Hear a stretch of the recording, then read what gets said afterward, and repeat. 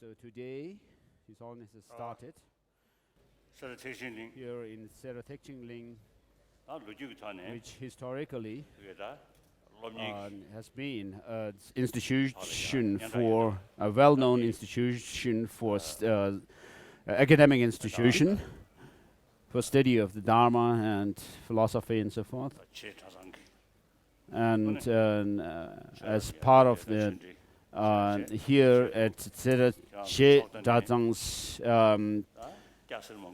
debate courtyard, where a large number of people, both monastics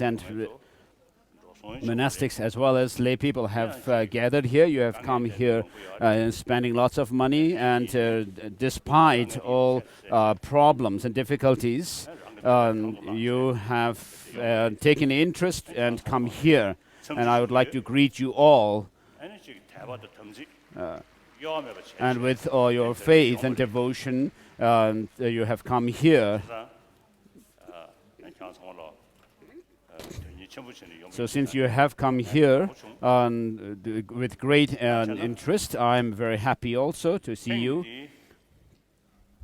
So this time, the purpose of gathering here, the goal is, last year we started the Lamrim, guided teachings of Lamrim. We started with the 8 texts, the great guided teachings. And then on top of that we have added other number of texts, making up 11 different texts, of which I have received the instructions transmission. And so some of the texts we have already finished last year. And this time we will we have the text such as the refined essence of refined gold, and I will try to cover as many texts as possible. I don't know if I can finish all the texts, and so and if I push myself too hard, I may also hurt my eyes, and so I will try my best to finish as many texts as possible. The purpose of our gathering here today is that this life to draw some benefit in this life, and to have a way of thinking which is beneficial for you yourselves in this life. If you can do that, then it would be a guarantee for you to have a good life in the next. If you live a bad life, evil life, and even if around the time of death, even if you may do some prayers and offerings of lamb, butter lambs, and so forth, and it may be very difficult to help yourselves. But if you live a meaningful life now, then it's quite sure that you will be able to help yourself in the next life.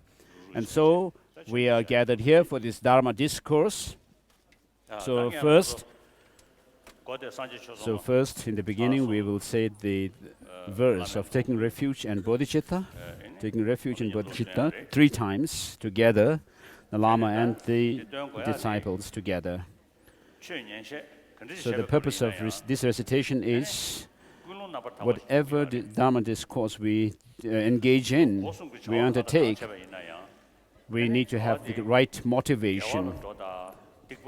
So whatever activities, whatever things we do with our body, speech and mind, whether it becomes a virtuous one or non-virtuous one, it depends on our motivation. So externally, you may appear to be doing some kind of Dharma practice, or prayers, and also making offerings and so forth. But if your motivation is tinged with the 8 worldly concerns, then your practice does not become a Dharma practice. But on the contrary, if you, with the right motivation, with a pure motivation, if you do whatever practice you do, then it will become a virtuous one. It will become a Dharma practice. And so for the Dharma in general, and for the practice of Mahayana, the Dharma, to become a Dharma practice or Mahayana practice, it has to be influenced by the right motivation. And so whatever motivation, whatever practice you do, you need to do them with the right motivation accordingly. And so from this, on the part of the Lama, with the intention to benefit the disciples and others, one should teach you, and then you, the audience who are gathered here, you should also bear the right motivation, the pure, untainted motivation while you listen to the teaching. So what kind of motivation are we talking about? We need to have, as we say, the principle of taking refuge, which distinguishes one from the wrong path, and then the bodhicitta, which distinguishes us from the lower path. We should have this kind of motivations of taking refuge and bodhicitta. If you do that, then your action of listening to the teaching will be effective. While sitting here wearing the robes and so forth, if you, for example, on me, regarding me, if my intention or motivation is tinged with the wrong kind of motivation, then I will be accumulating non-virtues or creating evil actions. And so, so from the side of the Lama, I need to be able to teach you in accordance with the tradition that has come down through Master Nagarjuna and Master Tsongkhapa and so forth. And with this right kind of motivation, I will be able to do the teaching in the right way. And from the on the part of the disciples, you in the audience, you should also have the right motivation to listen to the teachings and to make transformation within yourselves, and if with that kind of right motivation, and the Dharma teaching that you are attending will be effective. Otherwise, if you just think of making money or try to become a teacher to somebody and so forth without really having the right motivation, then it would be tantamount to creating negative action. And so, with regard to any kind of religious traditions, we have the practice of taking refuge in, for example, in the theistic religions, they take refuge in the gods, the creator. And also the non-theistic ones have their own founder teachers as well. And so we all take refuge in our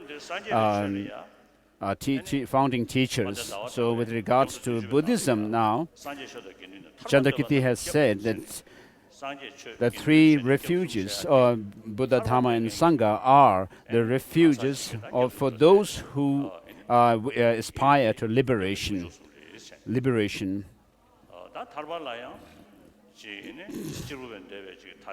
And so with regard to moksha or liberation, it is not the Buddhist moksha or liberation is not like something like what the Jains believe in, some kind of a place that you reach.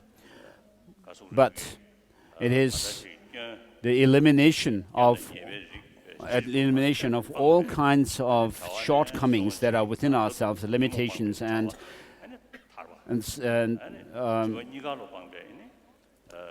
so, in other words, there are two levels of moksha. One is the total elimination of all the delusions, the negative emotions, and then also another level where you have eliminated all defilements from within one's mind. In other words, both the obscurations.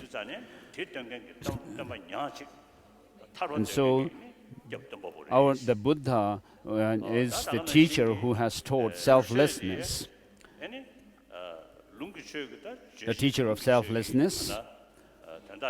And then with regard to the Dharma, which comprise the true path and true cessation. So from once you attain these two within yourself, then you will be someone who has attained the true objects of refuge within oneself, which is the realization of emptiness directly, and also the realization and the attainment of cessation, the true cessation within oneself.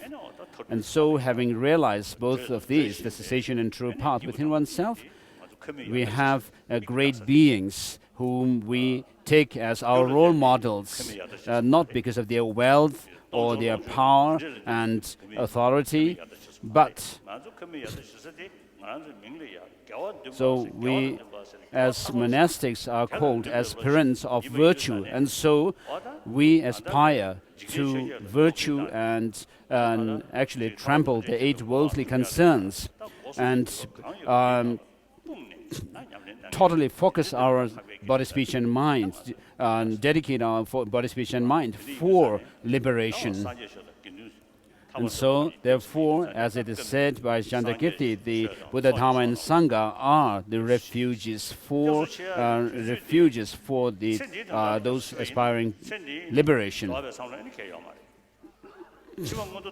So if you take refuge merely for some benefit in this life, then once you die from this life, then the effect is over. And if you also wish to have something good in the next life and take refuge, then the result is ends there once you attain a higher rebirth in the next life. And also, if you take refuge with the intention to reach nirvana, once you reach that goal, that is done. And here what we are talking about is the taking refuge within the understanding of the Mahayana path in order to reach complete Buddhahood for the benefit of all sentient beings. So once you attain a state where you have eliminated all delusions, all defilements from within your mind, then you have reached the great enlightenment, the full enlightenment of Buddhahood.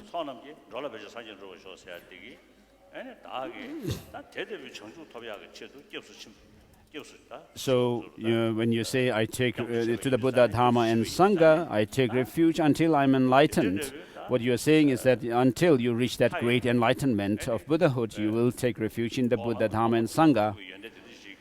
Now, in order to reach the final and the ultimate cessation and path within yourself, which must come through means that you apply and integrate within yourself, thereby overcoming the shortcomings and the faults within yourself and progressing yourself spiritually, making progressing further and further.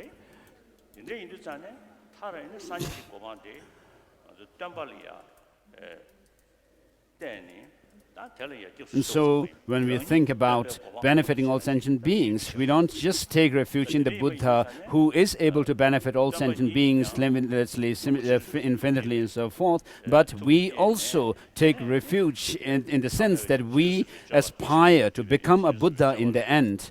So just as the Buddha Shakyamuni, for example, first generated bodhicitta, then engaged in the accumulation of the two, the merit and wisdom, and then finally became enlightened. Likewise, and also most Master Nagarjuna and so forth of the Indian lineage, and also the masters of Tibetan Buddhist traditions, Gelug Sakya Nyingma Kagyu and Chonang. And so they all have engaged in the 6 perfections of the practices of bodhisattvas. And also the tantric practices come under the bodhisattva practice, and so they have all these past masters have either become enlightened through these practices or they are still engaging in these practices. And therefore, when you say to the Buddha, Dharma and the Supreme Assembly, I take refuge until I'm enlightened, this is the sense that you have to get, that you want to become enlightened for the benefit of all sentient beings, that you take refuge in them, Buddha, Dharma and Sangha, to become enlightened in the end. And then, by the accumulations I create through generosity and so forth, sometimes we find mentioned by the merit I create through generosity and so forth, and this is not inclusive when you say merit alone. In order to be inclusive, we should use the term accumulation. By the accumulations I create through generosity and so forth, may I become a Buddha to benefit all beings. Of course, with the understanding of what Buddhahood or Bodhi actually means, if you engage in your practices, then of course it also will include the aspect of wisdom as well. So when you say this prayer in the verse, you come across the term I, and I go for refuge until enlightenment, and by the accumulations created through generosity and so forth, may I become a Buddha to benefit all sentient beings. And you come across these I's. One should actually bring up in your mind, and you should bring up in your mind that this self that you are focusing on, the I, does not exist the way it appears to you, as if it has some kind of independent existence. And similarly, the Buddha, the Dharma, and the Supreme Assembly, the Sangha, and all the sentient beings, and yourself are merely designated on the basis of your aggregates. And so with this understanding of selflessness, when you say, I take refuge until enlightenment to the Buddha, Dharma, and Sangha, you should have this idea in your mind that this I does not have any objective independent existence. And similarly, by the accumulations I create through generosity and so forth, may I become a Buddha to benefit sentient beings. You should have that same sense of the lack of independent existence of yourself, or Buddha, Dharma, and Sangha, and also the sentient beings for whose sake you are generating bodhicitta within yourself. And so the profound view of Madhyamaka, or the middle way, we all are familiar with this term of the view of Madhyamaka, or the middle way. And all these understanding, the knowledge that you have gained, you must be able to actually bring them to practice, in your practice. And so, by the accumulations I create, when you say this, then it actually includes both the merit and wisdom, accumulations of merit and wisdom. And so, all of us, me as the teacher here, and you as the disciples in the audience, please have this in mind and say this prayer. To the Buddha, Dharma, and the Supreme Assembly, I take refuge until I'm enlightened. By the accumulations I create through the generosity and so forth, may I become Buddha to benefit all sentient beings. Second time. To the Buddha, Dharma, and Supreme Assembly, I take refuge until I'm enlightened. By the accumulations I create through generosity and so forth, may I become a Buddha to benefit all sentient beings. To the Buddha, Dharma, and the Supreme Assembly, I go for refuge until I am enlightened. By the accumulations I create through generosity and so forth, may I become a Buddha to benefit all sentient beings.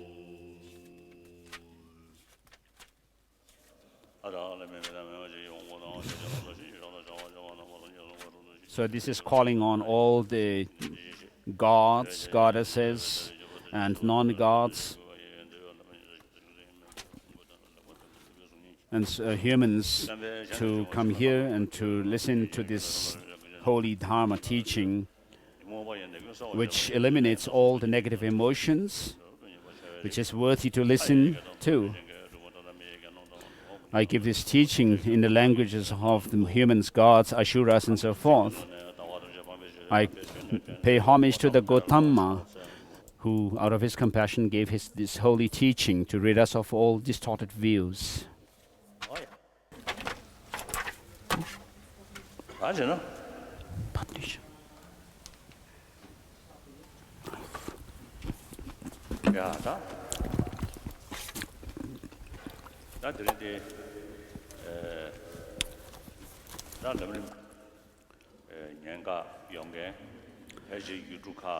So here, people from many different countries have come to listen to this Lamrim teaching. Some of these countries are those where Buddha Dharma has never not flourished in the past. People have not heard the Dharma in the past, and then also, and others are those who are traditionally Buddhist. So there are 10 different languages into which this teaching is being interpreted.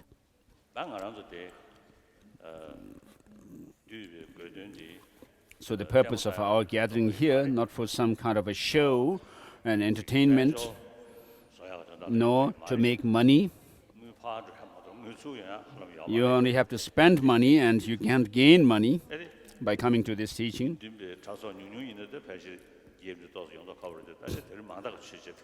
If the monastic community here, assembly here, were smaller, perhaps the monks and nuns would get more money. Each of them would get more money, but here is huge assembly of monastics, so you may not get much money.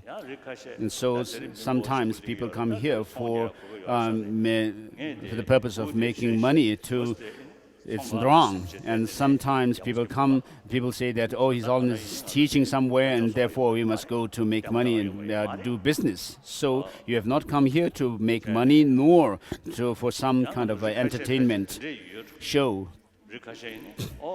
So there may be some people who have come here saying that, oh, if I go to this teaching, I will see His Holiness Dalai Lama. So this is not how we go about with the Dharma. The Buddha himself has taught that 84,000 teachings of the teachings. And in the Tibetan translation, we have the over 100 volumes of the teachings of the Buddha. So what they teach is what are our faults, this undisciplined mind, and what actually makes our mind undisciplined. And if we are, what happens if our mind is undisciplined? If we discipline our mind, what is the benefit of it? And so, by seeing the pros and cons of this disciplined and undisciplined mind, we need to think about disciplining the mind, taming and subduing our mind. It's not by asking some kind of a prayer from the Buddha, or not the blessing from the Buddha, or the monastic community, or the Dalai Lama. So of course, I'm a follower of the Buddha, and I need to find the means to counter the negative, the undisciplined states of mind that I have, and then I need to find the means to do that.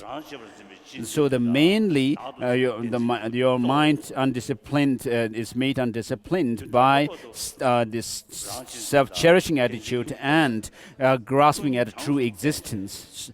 Until now, what we have done is we have completely given in to these two, considering them as our true sworn friends, true friends, and we have given ourselves into them. And then the result is what we are now. So since this is the case, we need to actually combat and oppose these two. So to use a modern term, we need to be revolutionary. So how do we actually combat these two negative states of mind? So if you actually apply the teaching within yourself and then go on like that when you have spent 1 decade, 2 or 3, 4 decades, then you will see that there is some change. And so, in order to reach a self-cherishing attitude, we need bodhicitta. So this is this foundation for fulfilling all temporary as well as short-term and as well as long-term goals. And so bodhicitta is the countermeasure to self-cherishing attitude. And so it is taught very well, and it's in Bodhisattva Charya Avatara by Shantideva. If you actually read it and then use your mind to understand it, you'll see and how the bodhicitta, actually the explanation of bodhicitta that Shantideva gives, actually can make this self-cherishing attitude dumbfounded. So, of course, when you practice bodhicitta, it is not just to say that you are making yourself holy, but then you are actually dedicated for the benefit of others. As Jezhen Puja says, while with this kind of attitude, you are determined to help serve other sentient beings. Your own interest is fulfilled as a byproduct. And so, as we usually recite the Heart Sutra, where it says the five aggregates also are empty of inherent nature, and then form is empty, emptiness is form, and so forth. We all recite this, not only Tibetans, the Heart Sutra, the Chinese, also, the Japanese, as Vietnamese, Koreans, Koreans, brothers and sisters, and of course Mongolians, and the Russian, the Mongolian ethnic Mongolians in the Russian Federation also do recite this. So since the Heart Sutra is well known to us, we should actually use this to develop this understanding of selflessness or emptiness as taught in the Heart Sutra, where it says form is empty, there's no sound, no order, and so forth, and use the understanding of selflessness, emptiness, to counter our grasping at true existence. So with making offerings and doing prostrations and doing prayers, recitations will not help. Of course, it may be helpful to accumulate some merit, but then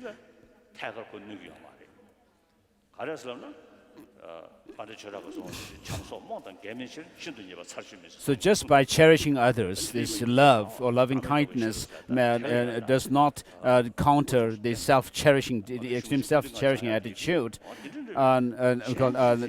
this grasping at self, at independent existence self. And so the study of Parjin is meant for developing this cherishing others, the bodhicitta.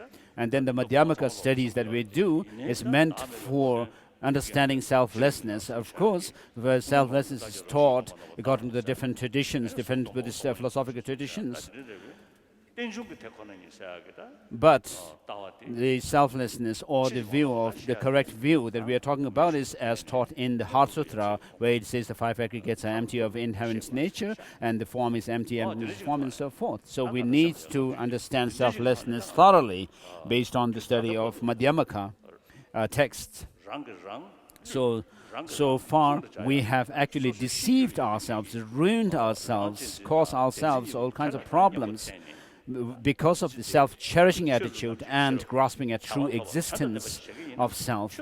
And therefore, what we need to do now is to develop bodhicitta and the wisdom-realizing emptiness by using this human intelligence and make this life that we have gained now a meaningful one. And so all the teachings that we are going to undertake here is meant for developing these two principles. I also do this on a daily basis, and it's really helpful, and it keeps me happy and physically healthy. And then even though I'm amidst lots of problems, difficulties, deep down I always am able to keep my calm mind. And this comes through training of mind. And in order to train one's mind, you need actually to know. You need to have gained conviction about the practice, conviction in the practices themselves. And it's not just the text that says this, but you need to actually read the text, study them, and reflect on them. And for that, you need to listen to the teaching. And so the Lamrim teaching is meant for how we should go about with transforming our mind. So first of all, here we have people from the people gathered here from many different countries. 동작 About 순주 시간 30,000 people are gathered here, I'm told. 나도 최선을 삼으시다.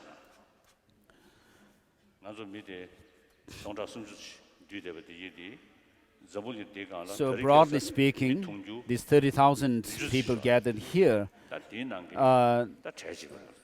So we are part of the 7 billion people on this planet.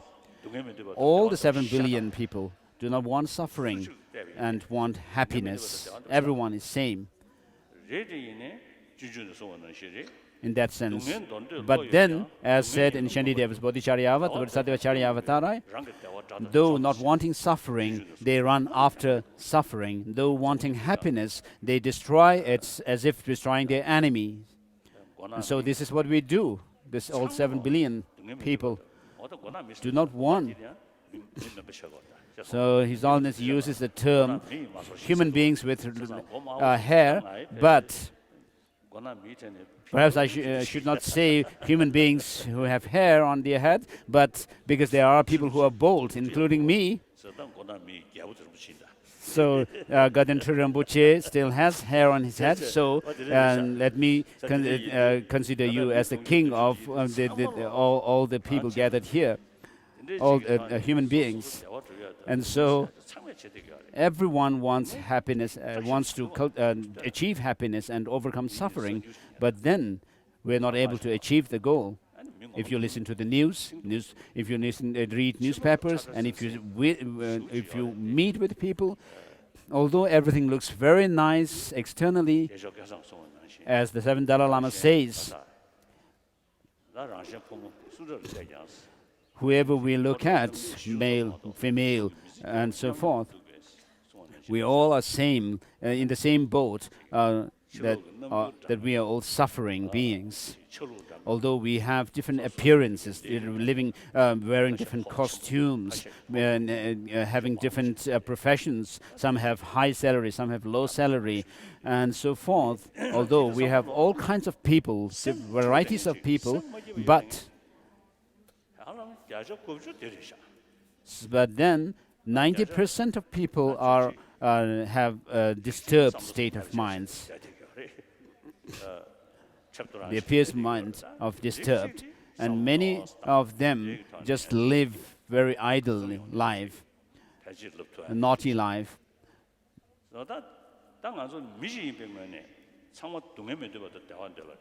So all of us, as human beings, we do not want suffering, but want happiness. But regarding happiness or joy, there is a physical aspect of it, which is similar to the animals, which are based on sensorial experiences.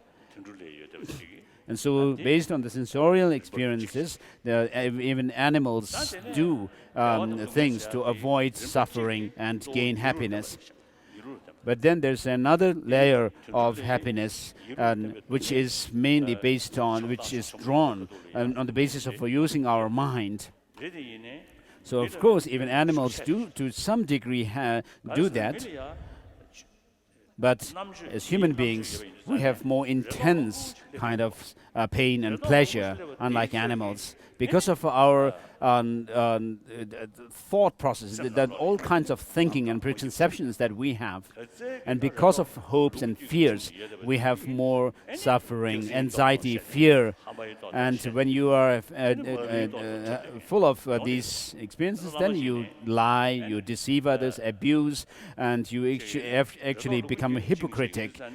Even a Lama, for example, if he or she is full of hopes and fears, then they would pretend to be knowing what they don't know, and then tell lies to others.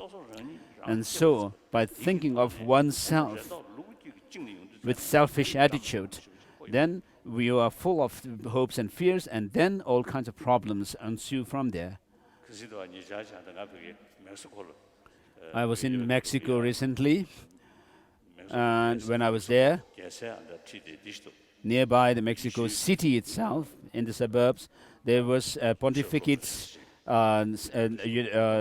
university and a seminary, Christian seminary school. they invited me, and I was asked to give a talk, and I actually said very honestly that many of us who are practitioners of the different religions, actually, I mean, we have these different robes to wear.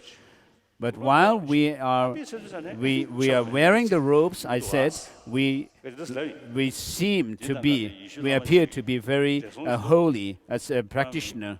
And then one of the bishops who said that who was told me to be someone who is socially active, helping poor people.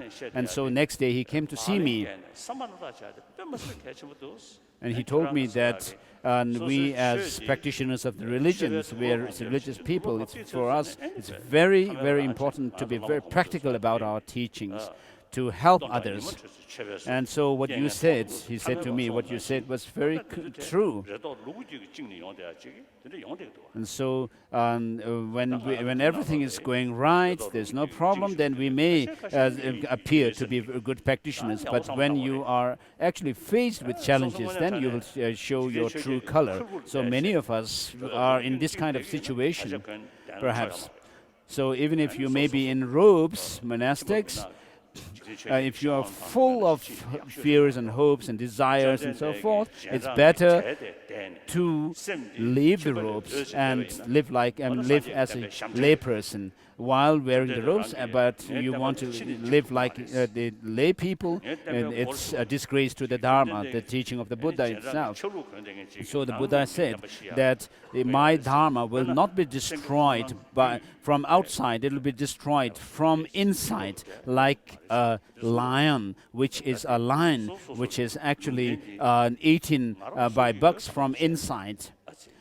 And so the monastics must remind themselves that they are monks or nuns, and they are followers of the Buddha, and therefore must follow the Buddha's teaching sincerely. And you should not take example of people who are doing all sorts of things. And so don't think that there are people who do all sorts of things, therefore I can also do the same. So this is wrong. You are deceiving yourselves. So you should be careful. So when I meet with Westerners, I'm not being nice to them. I speak frankly with them. So wherever I am, like in this kind of gathering in front of Tibetan communities, I speak honestly. I speak as a human being and not as the Dalai Lama or the Buddhist. I tell people that if I have this attitude that I am the Dalai Lama or I am a Tibetan, I'm a Buddhist and so forth. For example, when I meet with Christians and other religious people, if I think that I am a Buddhist, then it actually distances me from the others. And then there is some kind of cautiousness that I have caution that I have to take. And then, if I think that I am the Dalai Lama, then I would have to pretend to be dignified and so forth. So I don't like this. I don't do these. If I think that I'm a holy person, I'm the Dalai Lama, I create a prison around me, and I'm a prisoner. And therefore, I become very cautious, to the point that I may not be able to even walk properly in front of people. And so, I always consider others to be same as myself on the level of being human being. So, on this level, then I can share my experiences and thoughts and so forth, and which will be helpful to others. So the time is over for us to be formal. And so we have done this for centuries in Tibet, and where are we now today? So we have not been practical, and it doesn't help to pretend. So we all do not want suffering, want happiness. And therefore, the pain and pleasure that we are talking about here is mainly the pain and pleasure based on our mind, on the mental level, not the physical, sensorial level. So all sentient beings, we need to, as human beings, we need to use and make this human intelligence worthy. Therefore, I always tell people to be moral, to practice moral ethics, and to have warm heart, which is the root, the foundation of one's own happiness. If you are honest, be warm-hearted, and don't harm others, and be sincere, and then you also are very relaxed. You don't need to be hypocritical, doing something in front and doing something else. You don't need to be superficial. If you can be transparent, then you don't need to be cautious. Because then you will not have fear. Because when you have doubt and suspicion, then you have fear, and then that leads to anger. So if you have no fear or anxiety, then your mind will be relaxed, at ease. So whether you are a believer or non-believer, doesn't matter. But I always tell people that we need to be good people. I always tell this. Of course, with animals, we can't do much. We, as human beings, we can think a lot, unlike animals, and we have languages, we have different scripts, letters. So this human intelligence that we have, with which we can discern things, if we can use it to bring about happiness, it's good, it's meaningful, it's wise. If we actually use it to cause ourselves more problems, then it's foolish. So the first thing that we need to do is to be warm-hearted, to be honest, not superficial. And then, regarding the believers, I have seen a report where it said that out of the 7 billion people, 1 billion are non-believers. So as I said earlier, they also do not want suffering but want happiness. So even though they do not believe in religion, but to have a happy life in this life, if they can actually learn about the workings of our mind, the system of working of our mind, then they will be able to draw happiness. So when I say this, many people actually admire and like this. And many scientists also, my colleagues, my comrades, they also have the same opinion that, like me, that we lack interest in paying attention to the mind. And so we need to pay attention to this hygiene of mind. And then the remaining 6 billion people are said to be believers. And within the believers, of course, they have religions which have some philosophical ground.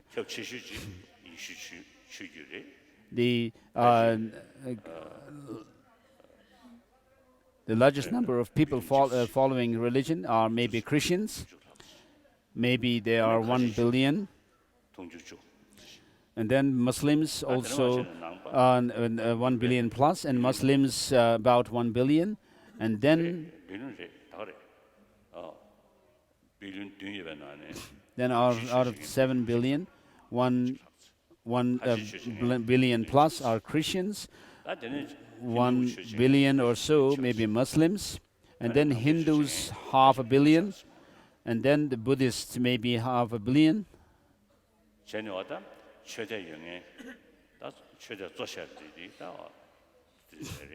And so these are the main religious traditions. So the followers of these religions are the followers of major religious traditions. So there are, of course, other religions which worship just nature, like sun, moon, or some kind of nature or spirits and so forth. And so people may talk about being under the negative influence of this or that spirit and so forth. I mean, they do not have much philosophical ground in them. But all the major religious traditions of in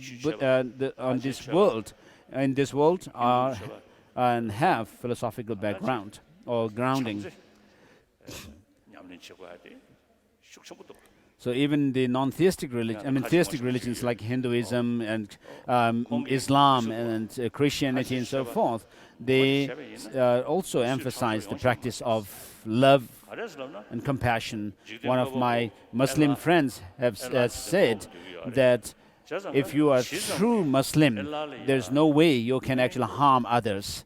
He said that Allah is said to be our creator. And therefore, as much as you have respect for and admiration or you give in to Allah, and to that extent you also respect others, all the creatures of Allah. And so all religions teach warm heart. And therefore, as they also recognize and acknowledge the obstacles that hinder the practice of love and compassion, and therefore they talk about, they teach forgiveness, all the religious traditions.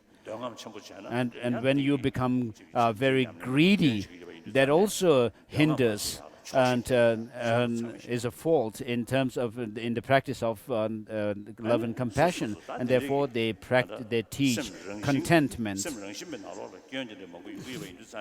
And since there are all kinds of problems and faults in the mind, then all the religious traditions also teach self-discipline. So you can see that all the religious traditions are beneficial to all to humanity. If they have not been helpful, these religious traditions won't be here. So although in this 21st century, where we have very high advancement in technology and science, but we still have these religions. So while they have the same message, they have different philosophical views. And different philosophical views are actually there to boost our practice and cultivation of love and compassion. And so the theistic religions say that everything is created by God, and therefore the God being infinite love, therefore we need to also show love towards the creatures, all creatures of God, the Creator, and therefore we must not harm them. And so these different philosophical grounds of philosophical teachings are to give us conviction and aspiration to practice love and compassion, and to promote and to boost it further. So I always say that we should keep our faith in one's own religious tradition that one follows, whereas we should respect all the religious traditions of the world, which have different philosophy. So the first point is to be a good person, to live a good life, an honest life. So this is something that we have in Tibetan community.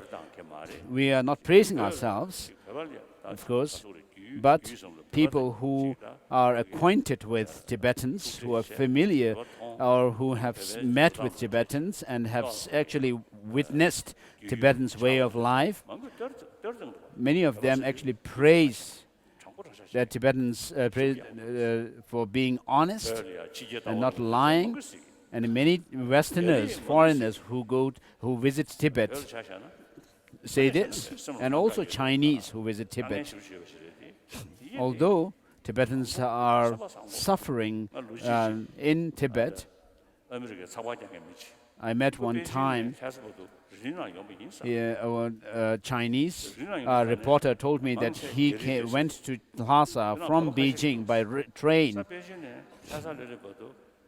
And on the train, it of course may have taken a few days from Beijing to Lhasa. And what he told me that he witnessed that the Tibetans were very humble and moral and with they smile all the time. And so this is something many Chinese tell me. So this is our pride that we should be proud of. But these days, I hear that there are more and more Tibetans who are lying, telling lie. In America, there are those Tibetans in America and Europe. So we have to be very careful. We should be able to preserve the values that we have, the things that are worthy that are with us. If we neglect them and if they decline, it's very sad. So it's very important to preserve them. So in Tibet, there are people from the Western countries, other countries, and Chinese as well. And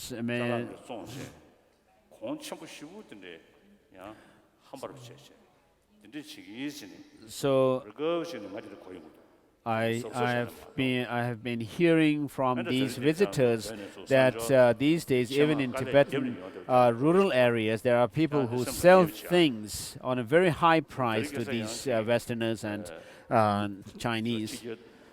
So we have here people from Tibet in the teaching, and so the Chinese and the Westerners have told me that in some places Tibetans actually are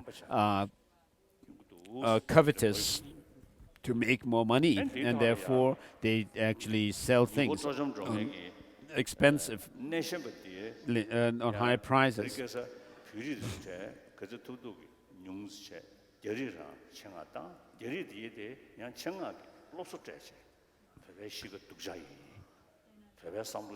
And so some Chinese travel agencies seem to be actually preferring Chinese tourist guides, and these tourist guides are purposely instructed that the Tibetans are very greedy, and Tibetans are very naughty, and Tibetans kill people, and so forth.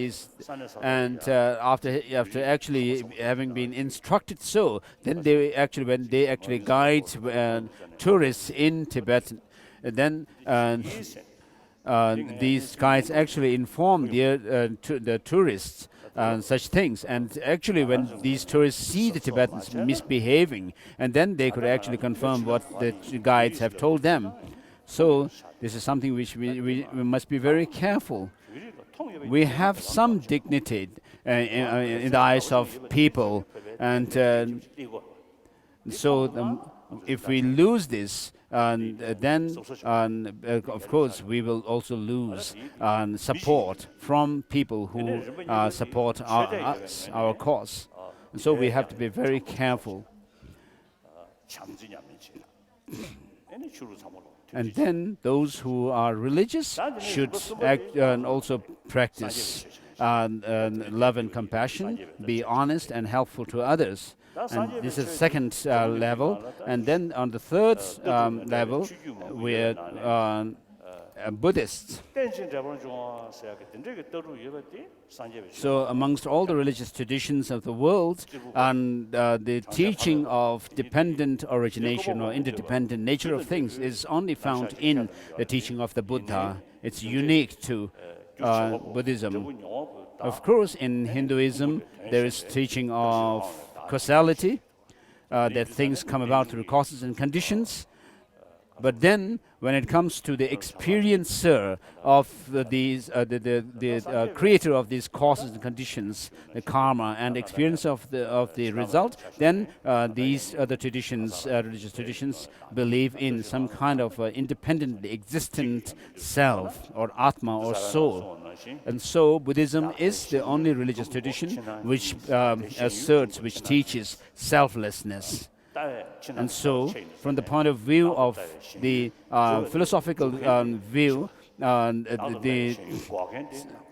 Buddhism is that which rejects self, and the other non-Buddhist traditions are those which assert a selfhood or atma or soul. And so I usually say that the essence of Buddhism is twofold: the philosophical understanding of dependent origination and the ethical conduct of non-violence or not harming others. So the practice, when it comes to the ethical conduct, then it is non-violence, which is common to all religious traditions as well. And as to back up this conduct, practice of the ethical conduct, we have the teaching of selflessness or the dependent origination in Buddhism. In Kamalashila's commentary on Shandarakshita's Tatu Samgraha, so Kamalashila says in his Tattva Samgraha Panjika that based on the law of causality, so Jerambuche also has mentioned in his Gongpa Rapsil three different kinds of dependence. One is dependence on causality, then other is the dependence on designated dependence, and then the merely nominal designation.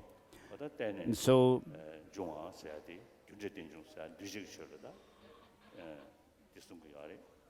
Buddhism as a whole believes in the law of causality, that things come about through causes and conditions. So this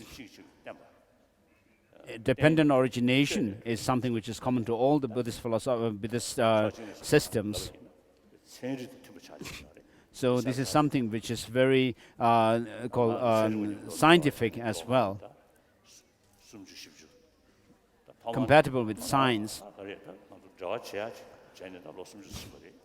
So since I have had this kind of connection, relation with scientists, it's been 30 years, over 30 years, and one of the scientists at our last 26th Mind and Life conference told us, didn't he, that he was not a Buddhist,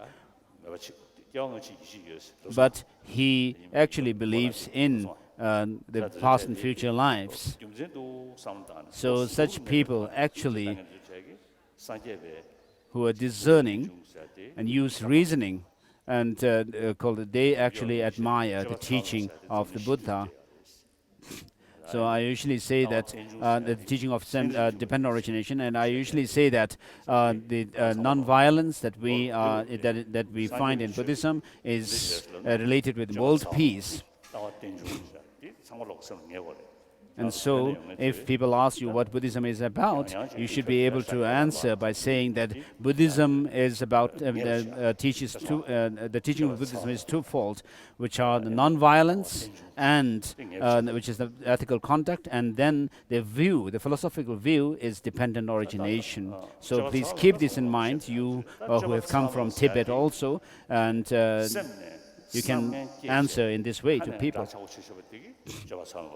So non-violence doesn't mean that while you keep ill will within yourself, but do something nice externally, it doesn't mean to be non-violent. So you should be totally compassionate. And because whatever you do, you should do it sincerely, without any ulterior motive. And so, if you are compassionate, then your action, physical and verbal actions, will be also non-violent. So, non-violence here doesn't mean being passive, that you are unable to do anything, helpless. But it means that while you have, even if you may have the opportunity to harm somebody, to hurt somebody, you still restrain doing that. That is non-violence. So that is rooted in compassion.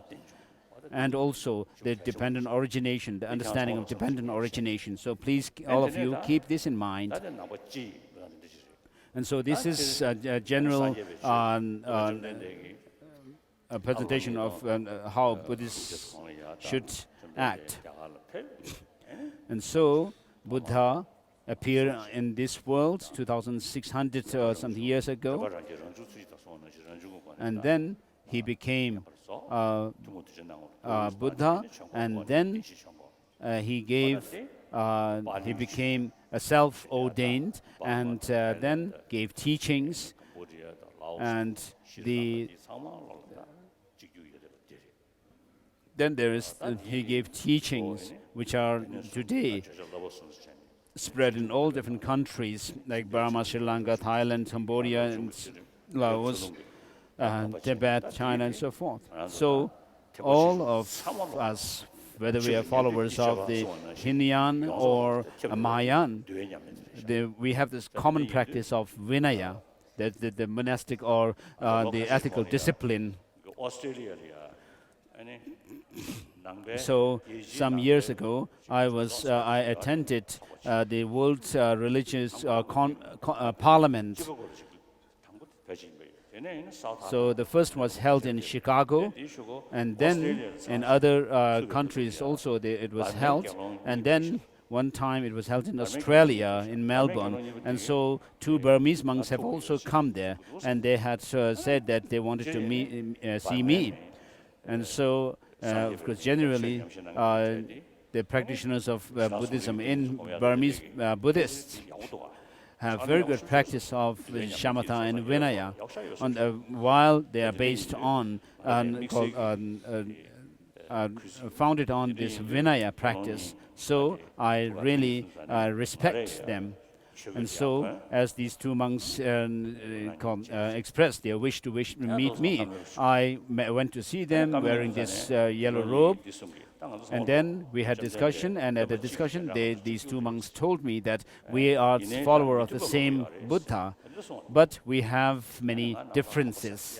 And so I got this suspicion that they were actually referring to the Lamaism, which is a term that people have given to Tibetan Buddhism, and as if Tibetan Buddhism is not real, true Buddhism, but it is something which is mixed with Hinduism, and especially Tantra.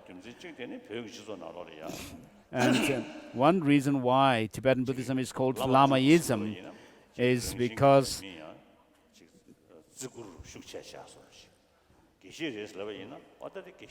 when people hear that such person is a lama or tulku, then they tend to respect them, whereas when they are told that such and such person is a geshe or some scholar or some monk, they don't pay that kind of respect. So I just had this, I wondered if they were actually referring to this kind of things. So when I met the late Nelson Mandela, after he became the president of South Africa, we came out of the president's office, and we had a media conference, and he introduced me to the media, saying that he said Dalai Lama is the head of the Lamaism, and Lamaism is good. And so he had that concept of Lamaism in his mind. And so I also I thought when I met these 2 Burmese monks said that we have big differences. And so I responded by saying, yes, we have differences, but the main thing is that in order to practice the Buddha Dharma, we need to be founded on the Vinaya practice, the discipline. So with regard to discipline, you follow the Theravada tradition, and we Tibetans follow the Mula Sarvastivada tradition. We have 253 vows following the. And in the Pali tradition, the Patimoksha vows are less in number, 220 or something. So I actually took interest in them, paid attention, studied them. And so with regard to the 4 defeats and 13 remainders, and then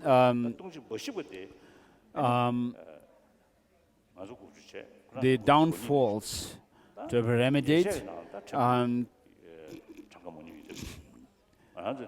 But then, regarding these three sets of vows, there is not much difference. But with regards to the some other sets of vows, for example, vows which talk about how to wear one's robes, there is a difference.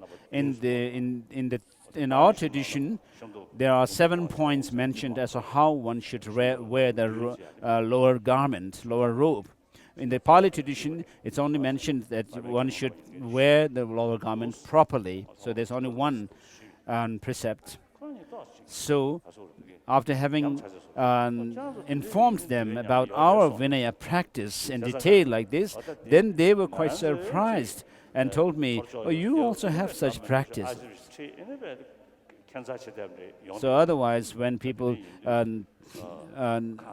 see that people are wearing some strange robes and have matted locks on their hair and then have wives, this is found to be something quite strange.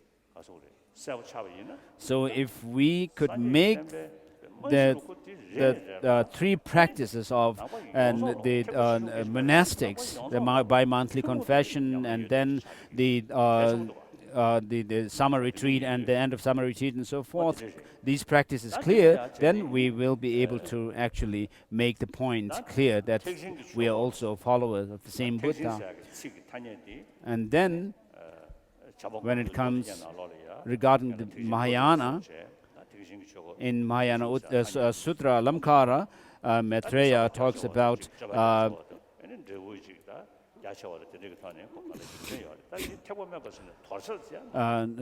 mentions the great qualities of Mahayana.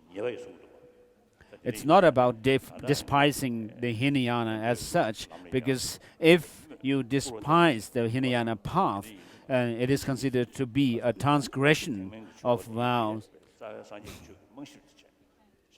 when we practice Mahayana. And so, for a practitioner of Mahayana, the practice of Vinaya, the practice of moksha vow and so forth, which are found even in the Hinayan or tradition, must serve as the foundation. So they also have the practice of Vinaya, and then the cultivation of the 37 harmonies of enlightenment.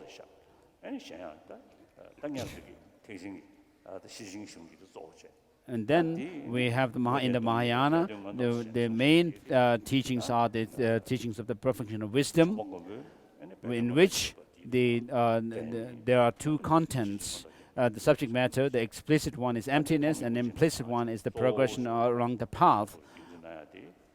And so Maitreya's texts, like Abhisamaya Alamkara and so forth, deal with this implicit content of the Paramita Sutras, whereas, and then following him, there are masters like Asanga and so forth who have written commentaries, and then we have the explicit content of the perfection of wisdom teaching, the sutras, which are explicated further by Master Nagarjuna and his lineage. So these lineage is called the profound lineage, and then the other one is called the extensive lineage, lineage of conduct. And so these are the two lineages that have come from that have come down to us based on the Panchaparamita Sutras. And then, with regard to the third turning of the wheel of the Dharma, the second turning of the wheel of the Dharma is the perfection of wisdom teachings. We have the teachings of the Sandhi Nimochana Sutra, and then also the Tathagata Garbha Sutra,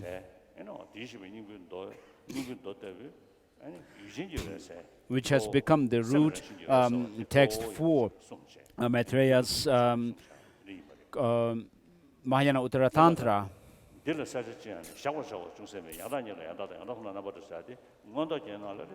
So there is one verse which is found in both the Abhisamaya Alamkara and the Mahayana Uttara Tantra. The one which is found in Abhisamaya Alamkara may be understood from the point of view of the emptiness, the nature of emptiness of the mind, whereas what is referred in the Mahayana Uttara Tantra may be understood to be the subjective mind, the clear light mind. So this is my view, my opinion. Not sure about it. And so in this, there is mention of the 9 analogies and then 9 points relating to them. And so what is taught is that the defilements are temporary, adventitious, and the nature of mind, the basic nature of mind is clear light. On the basis of these 2 teachings, what we see is the possibility of overcoming the negative emotions or the defilements that are within our mind stream. And then the clear light nature of the mind itself, when it is, where there is this quality of cognition and awareness and clarity, we have that potential for attaining the total knowledge. So in the Sakya tradition, they talk about the Gunshi Yuyu, the causal alaya.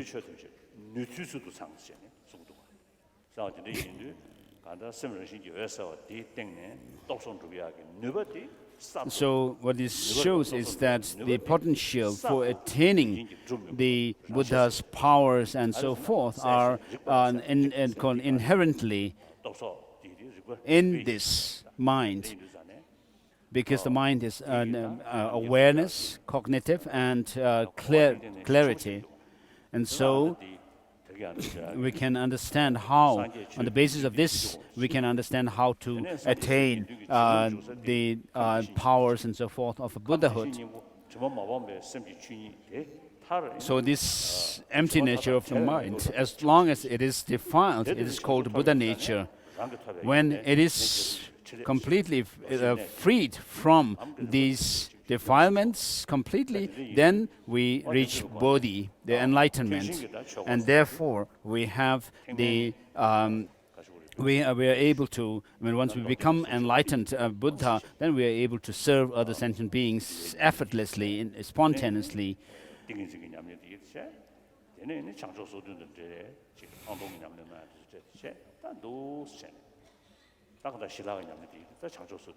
And so we have the practice of morality, concentration, and the wisdom or insight, and then the 37 harmonies to enlightenment. So these are common foundation. And even in Tantra we find relating the different mandala, parts of mandala to the different practices of the 37 harmonies and so forth. So with regard to the Pali tradition, it spread from India to Sri Lanka, Burma, Thailand and so forth. And then the Sanskrit tradition first went to China. First, from India, it went to China. More than 300 or 400 years before it came to Tibet. And then from Tibet, it spread from China. Buddhism spread to Korea, Japan, Vietnam. And perhaps there may have been direct contact with India as well for these countries. And then in Mongolia, there is an early phase of spread of Buddhism. I don't know the details, but the Sokpo abbot, the Mongolian abbot is here, so he may know better. So this early phase of the dissemination of Buddhism may have taken through the Silk Route, but the Buddhism that they have today, this complete teaching, or the entire teaching of the Buddha, including the basic vehicle, Mahayana in general, and the Tantra, that is spread in Buddhism, Mongolia, and came from Tibet. So it spread from Tibet. And so we have these countries which follow the Sanskrit tradition.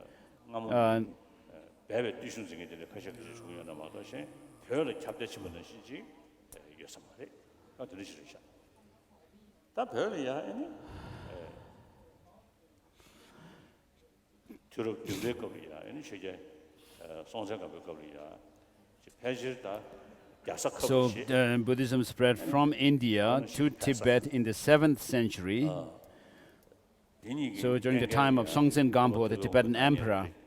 And so before that, this king married a prince from China and a prince of Nepal. And so with these two princesses actually brought two Buddha statues to Tibet with them. So although there was this family relationship, they could have the Songtsen Gampo could have taken Buddhism from China, a third country, but then the Tibetan Songtsen Gampo took Buddhism directly from India.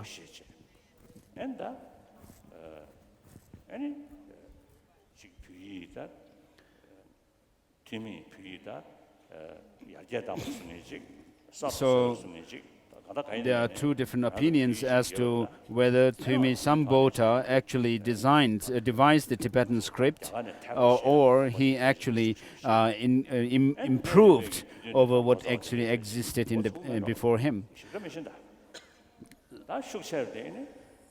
So, in any case, Tibetan Buddhism was brought to Tibet around the 7th century, and then mainly Buddhism spread to Tibet from China during the time of King Trisung Detsen, Tibetan Emperor Trisung Detsen, who invited Guru Padmasambhava, whom we Tibetans refer to as the Guru, the teacher, Guru Rinpoche, and then Lobun Rinpoche, and then Chandarakshita, whom we refer to as the Khenpo, and then therefore these three personalities are referred to as Khen Lop Chu. The trio of Khen Lop Chu, Khen referring to the abbot, Chandarakshita, Lop referring to Lobun Padmasambhava, the guru, and then the Chu refers to Chö Gyel, the Tibetan Dharma king. And so from then on, Buddhism flourished in Tibet. So we have the complete teaching of Buddhism up to the highest Yoga Tantra. So Chandarakshita was responsible for establishing Buddhism in Tibet. So Chandarakshita has written text on highest Yoga Tantra.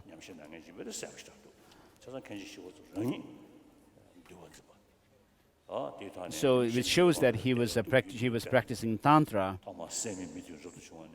And then he gave monastic ordination, starting with this first 7 novice monks who to test the receptivity of Tibetans for monastic ordination.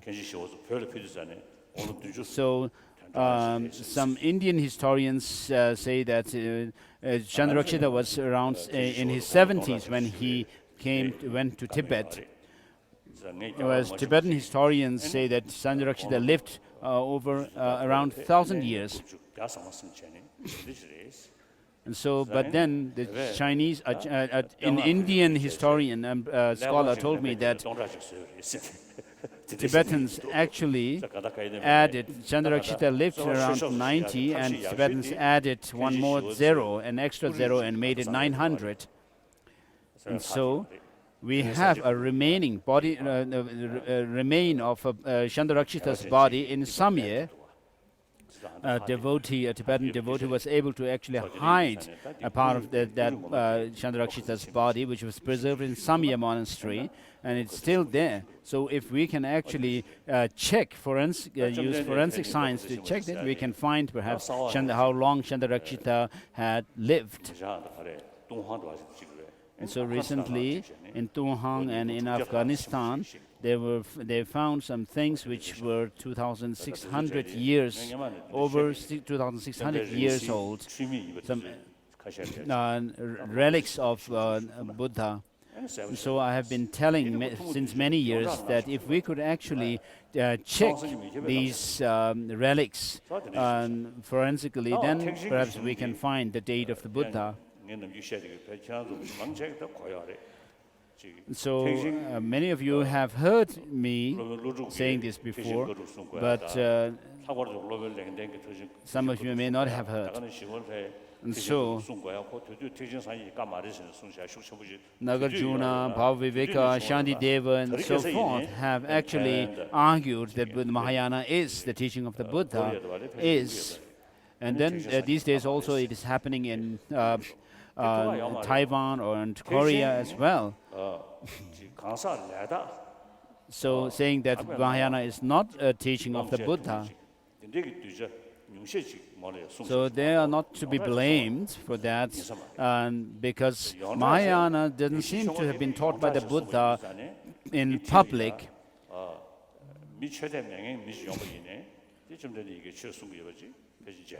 So with regard to the teaching on the Four Noble Truths, even if someone without any religious belief were to be around in the vicinity seeing the Buddha giving teaching, of course maybe he would be able to see, whoever is there, the Buddha giving teaching. But when it comes to giving some teachings, if someone who has no karma, no belief, no belief in some kind of spiritual tradition, and I don't know if they can actually see the Buddha giving teaching or not. And then we find in the sutras there are which mention many different bodhisattvas, such as Manjushri, Vajrapani, Manjushri, Avalokiteshvara, Samandabhadra, and so forth, Maitreya, and so forth. And so in Heart Sutra we find a dialogue between Sharidvatiputra and Avalokiteshvara. So while this dialogue was taking place, if someone without access to Avalokiteshvara, with a pure vision, pure karma, someone with a pure without a pure vision to have that kind of vision, were to be present there, it would seem that to that person that Shariputra was actually talking to himself, all by himself. And so the fact is that the Mahayana teachings were not given in public, and therefore these were not recorded.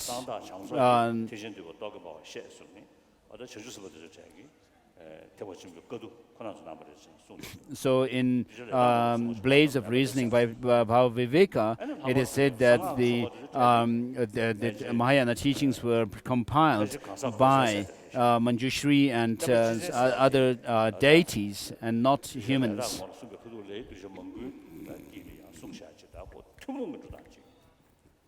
So within the Mahayana teaching, there are teachings which were given in a large assembly and commonly to many different beings. And then there are others which were given very secretly, the tantric teachings, the esoteric teachings, and particularly the highest yoga tantra, and in general all the different tantras, and particularly the highest yoga tantra, are given in accordance with the different structure or physiological structure within the practitioners as well, and their interest, the physiological structures and wind energy, prana energy, and so forth that are flowing in the body. And so accordingly they were given these different teachings in the highest yoga tantra. The number of different channels and chakras are also found different in different tantras, like Samaja Tantra and other tantras are different. And so when the practitioners have this kind of pure vision, then through their own spiritual development and progress, then the deities appear to them and then receive the teachings. So these teachings were given to people with pure karma. For example, in the case of the Prajnaparamita Sutras, among the audience, there may be beings, deities from the Pure Land, Amitabha Pure Land, and so forth. Whereas the highest Yoga Tantra is given for the human beings on this earth who have this kind of body with the 6 constituent factors. In Naga Bodhi's commentary to Namshak Rigpa,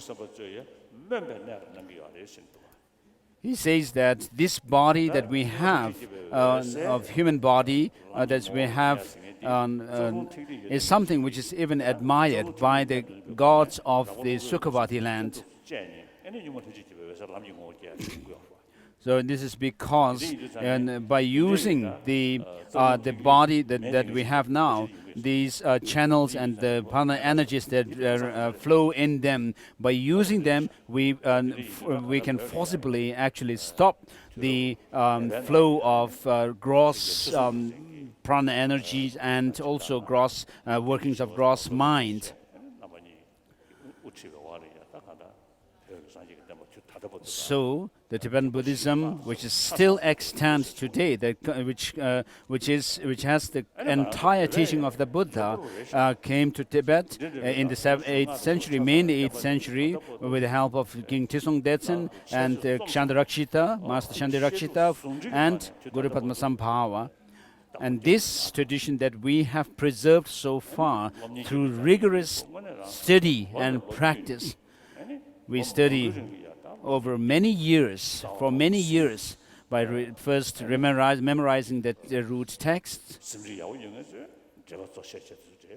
and also those who are able to, those who have very good memorizing skill, and they also memorize the commentaries, and then we have undertake the study of them, and then having studied them, we have had many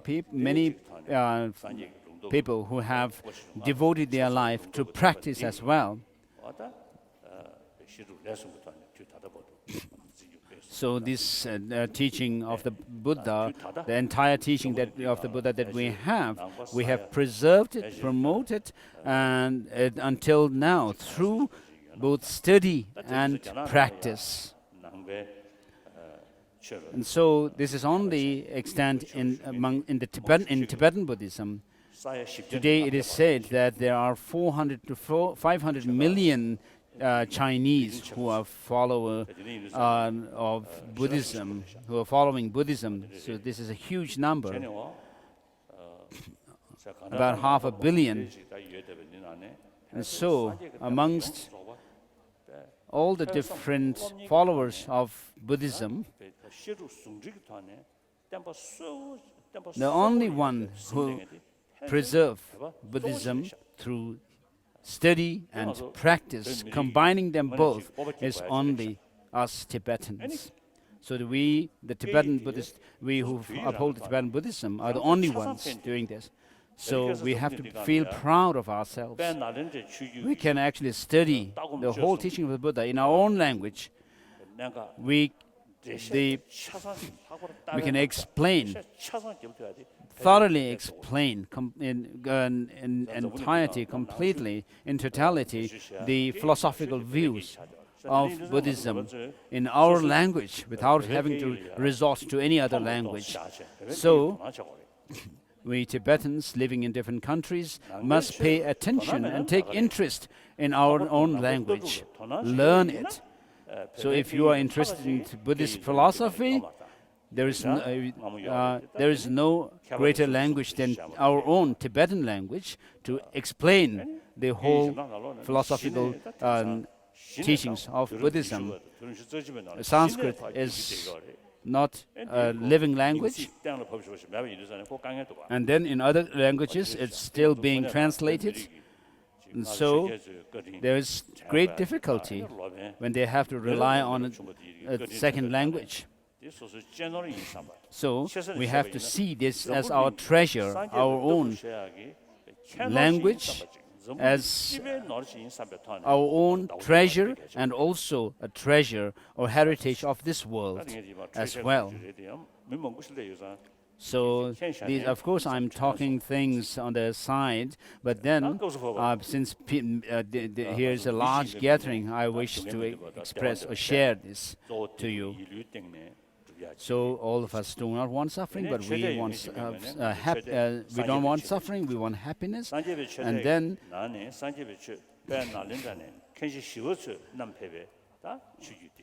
amongst the different religious traditions, we are the follower of Buddhism, and particularly the Sanskrit tradition, which has come down to us from the Nalanda, and so we are following of followers of Nalanda tradition.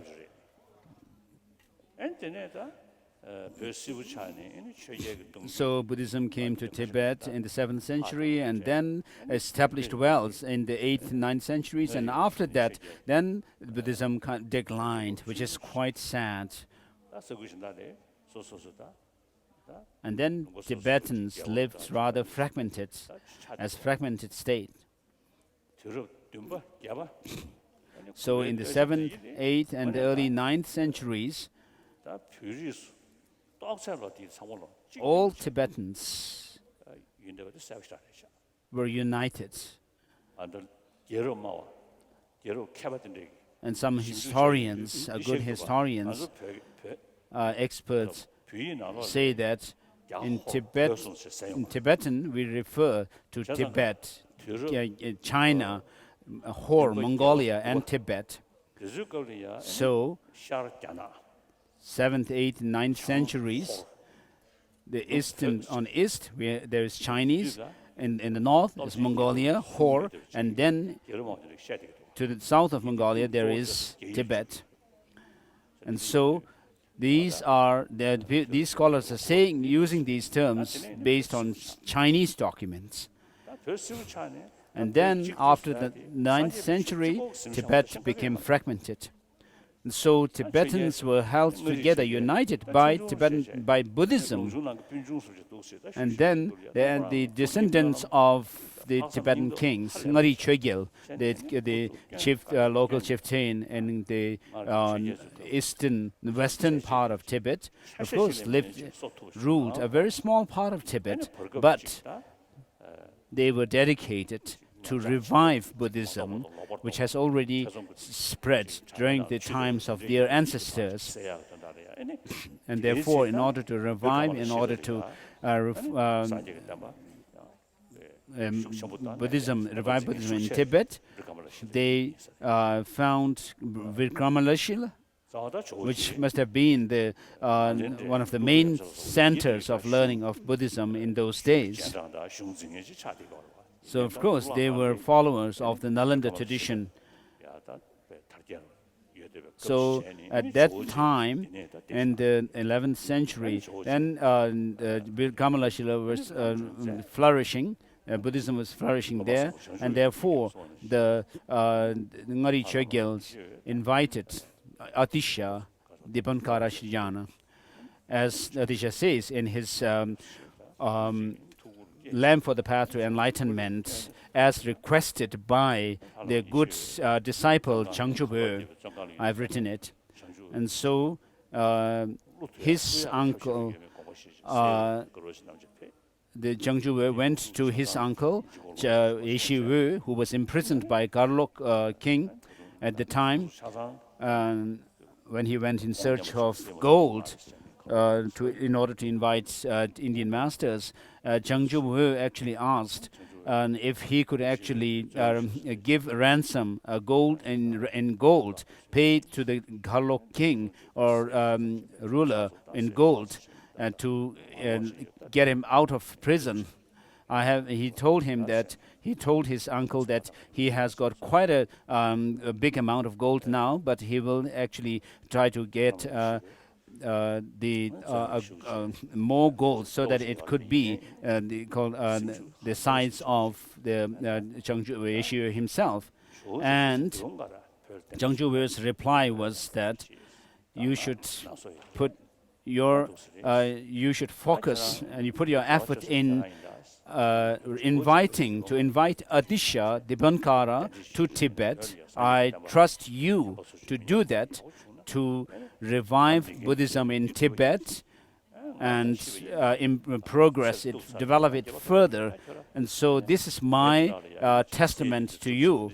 And I have no other wish, and I have only this wish for you. This is what, and you don't need to pay the king of Garlok to get me out of the prison. And so Yeshe told this, sobbing. And therefore, Jangchup invited Master Adisha, and Master Adisha, when he accepted the invitation, he said that the Tibetan king, especially the Yeshe, were bodhisattva, emanations of bodhisattvas, and so I must accept the invitation, and therefore he accepted the invitation and went to Tibet. And so when Adisha reached Tibet, Tibetans actually received him wearing all kinds of costumes, and even the monks were wearing all kinds of costumes. And Adisha, when he saw them coming to receive them, he actually covered himself with his upper robe. And Jangchup asked him, what's the matter? And he said,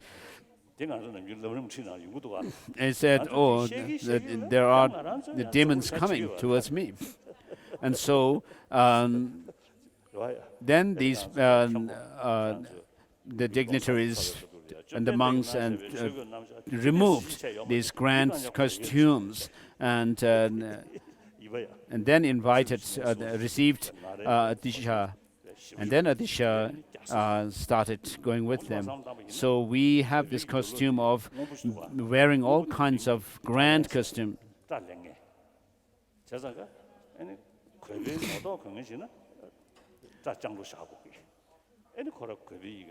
So if you wear something that is called Guepen at the behind on the back side of this cloth, there is some kind of a bluish patch which is called talin. Talin means that which actually holds the hair. So if you really want to wear that Guepen, then you need to have long hair. So that's not what we should do as monks. So if we want to be rulers, if we want to be really masters to other people, then we should be actually educated in the three Tripitakas. So we have really made mistakes by not being sincere about what we are doing in terms of Dharma practice. So unless we are actually able to acknowledge our own faults, I mean, this kind of things are happen.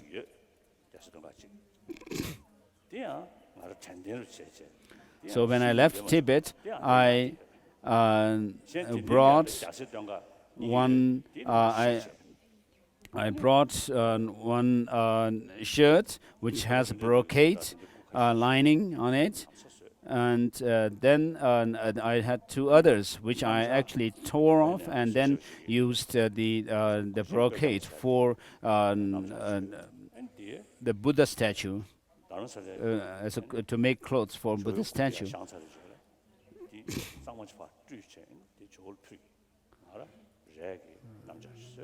And then the namjar that I had made of brocade, silk, I actually washed it first and then put it on the Jo Wadisangpo.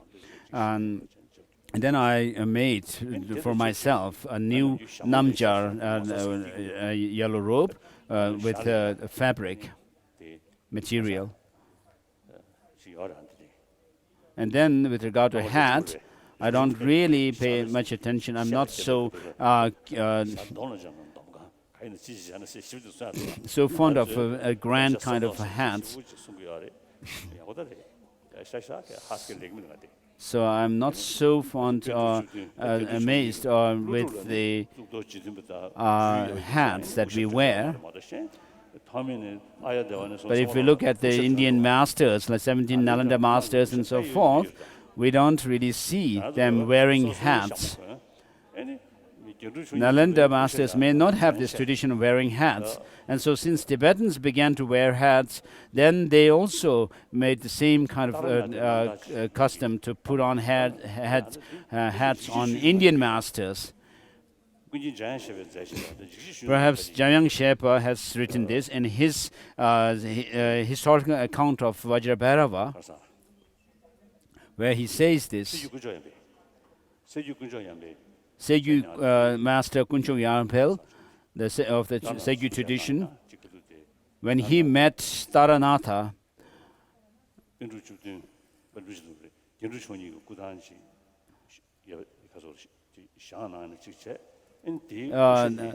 he actually made a painting of the six masters, the eight masters who were called six ornaments and two sublime masters.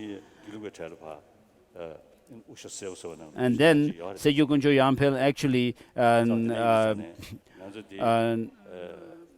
painted these masters. On top of there, he also put hats, Gelugpa hats. So almost making these Indian masters like Gelugpa masters. And so, as Gelugpas, for example, we have Lamrim and Lojong tradition, and also the king of Tantra, Guya Samaja. We should actually be able to show the greatness of Gelug tradition through these practices, not on the basis of our hats. And so, because we have emphasized so much on wearing the different hats, we have these names for the different sects of Tibetan Buddhism as yellow hat sect, red hat sect, and so forth. So this is not what we want. So what I wish to say is that the Ngari Chogyal had invited Atisha. Now here, with regards to the three stages of meditation, Kamalashila wrote them, these three books, at the request of the Tibetan Emperor Tisong Detsen, who ruled the whole of Tibet.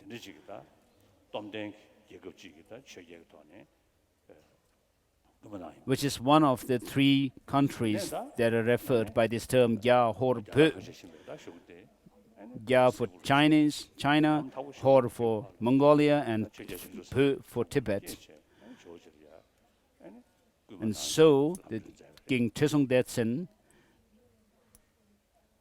felt determined to request Master Kamalashila to write the three stages of meditation. And then he wrote it.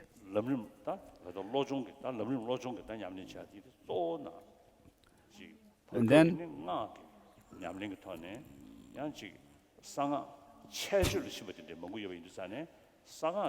so the Kadamba tradition emphasized the practice of Lamrim and the Lojong practices, because around by that time Tantra has been used so much and misused by people, and therefore to keep the tantric practices secretly, they emphasized the sutra teachings.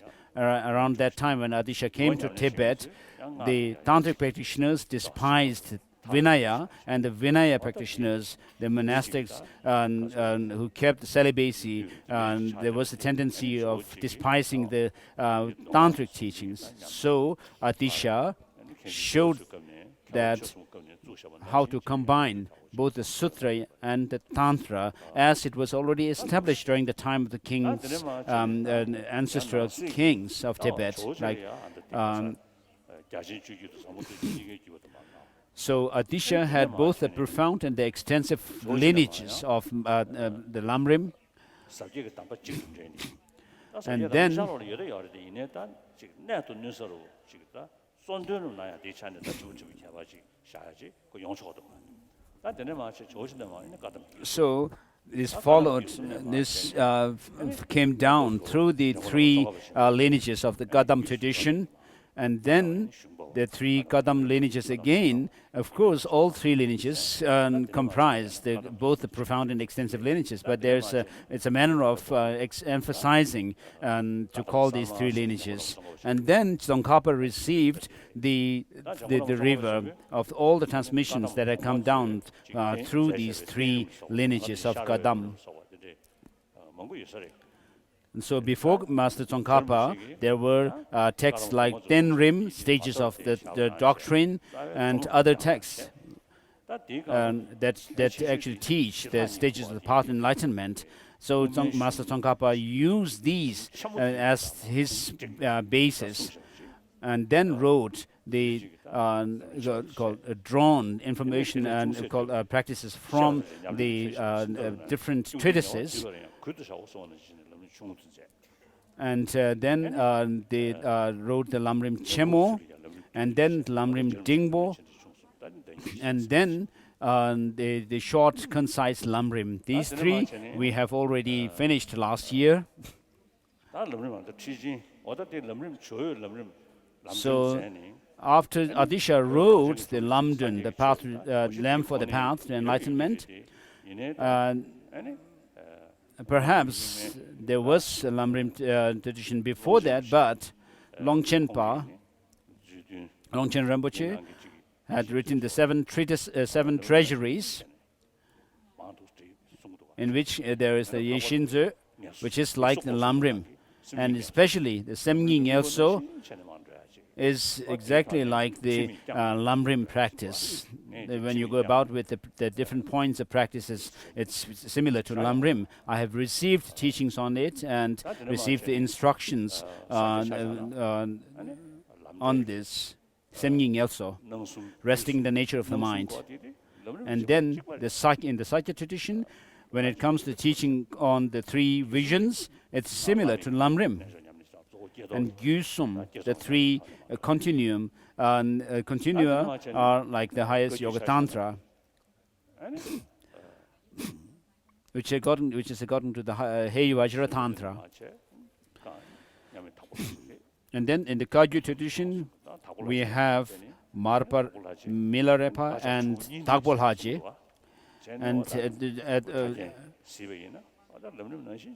And then Tagbol Haja Gampopa wrote the Tagbol Targin, the jewel ornament of liberation, which is said to combine the two rivers of Gadam and Mahamudra. And so this actually starts with teaching on Buddha nature, just like as Chijang Rinpoche had told me, the Sharawa has written a text which it starts with the teaching on the Buddha nature. And so all the different Tibetan Buddhist traditions have the same practice of leading disciples through these Lamrim practice, which are meant for the three types of beings.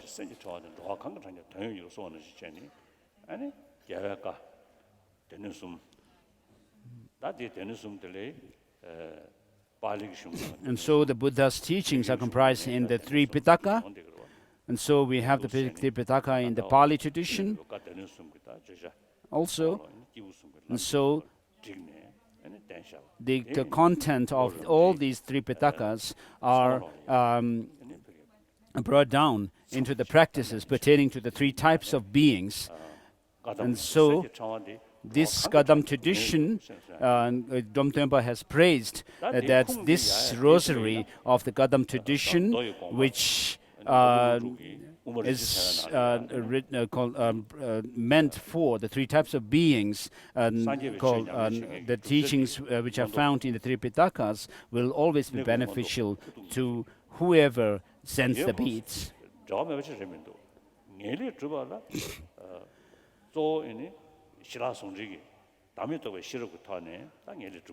And so, in order to reach the definite goodness, never lack but liberation, we need to reach it. We can reach it through by using our intelligence.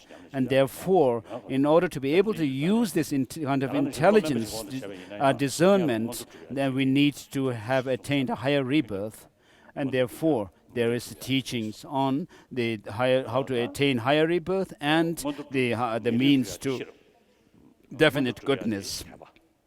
And so, faith is the means for higher rebirth, and the definite goodness is attained by means of using our intelligence. Intelligence which discerns the reality as it is. And then through this, then we have the fivefold path that we tread. And so our objective is to attain the higher rebirth and to ultimately the definite goodness. And so, as to how to go about with these two practices, Ayadeva has said in his 400 verses, first, get rid of the negative, non-virtuous actions. And then in the middle, get rid of this grasping itself. And finally, destroy all distorted views. And such a person who is able to do this is wise. And so, by restraining ourselves from refraining ourselves from committing non-virtuous actions, we create the cause for higher rebirth. And then, when we add to that the practice of the generosity and so forth, it leads us to higher rebirth as well. An excellent higher rebirth.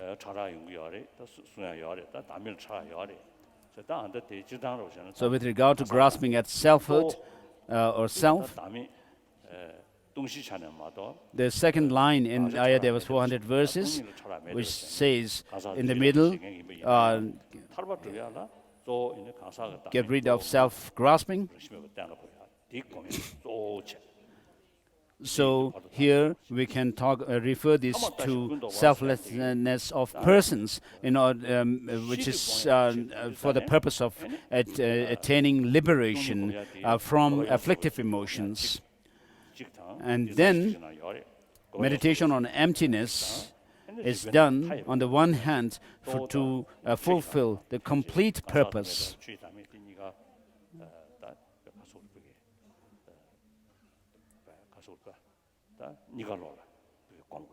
And so for that, we need to cultivate wisdom, realizing both selflessness of persons and selflessness of phenomena. As Tsongkhapa says in his text. So in Tashi Dikshin, the ocean of reasoning, which is a commentary to Nagarjuna's Mula Madhyamaka Karika, Tsongkhapa has said that we have to know the very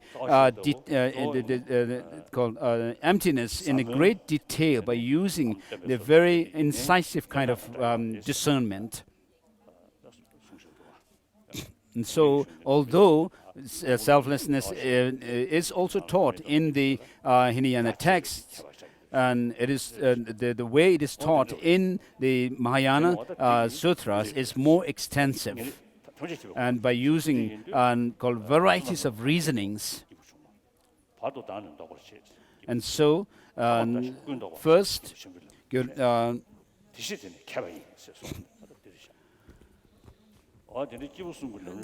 avoid non-meritorious actions. In the middle, get rid of the grasping at self, and then finally, in the end, get rid of the distorted views. Means realizing both selflessnesses. And so,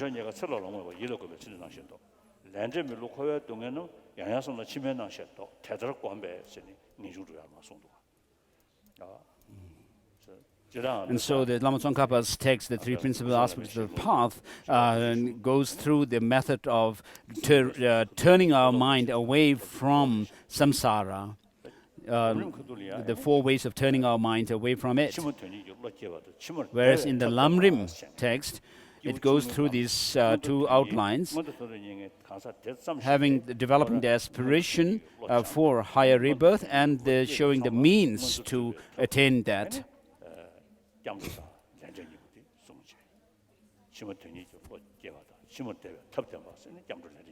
So in the second outline, under the second outline comes the teachings on how to gain higher rebirth.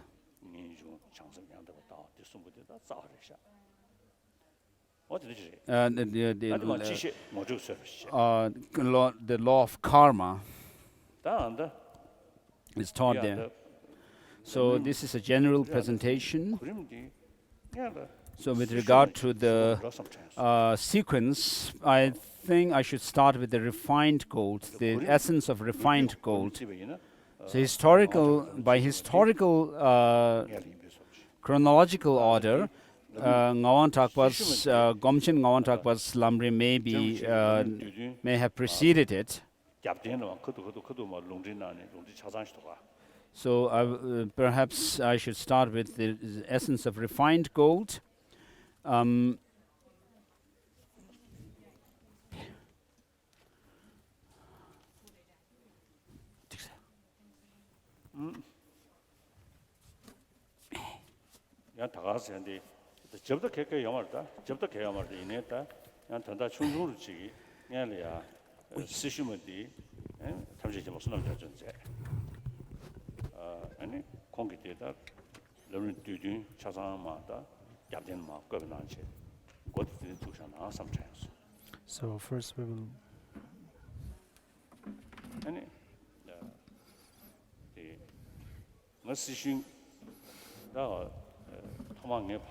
first we will start with the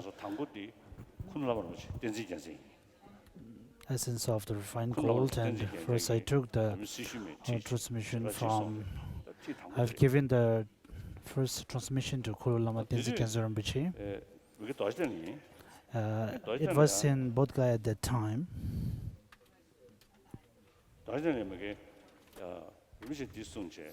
At that time, Rinpoche told me about this, and I have a dream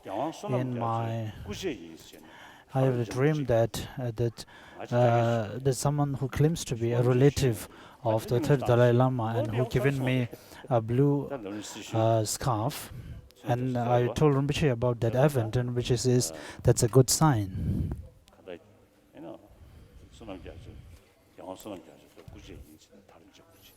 So inside, I didn't know what's inside, but someone claimed to be a relative of third Dalai Lama and came to my dream to present it. So I thought there is an auspicious sign for this.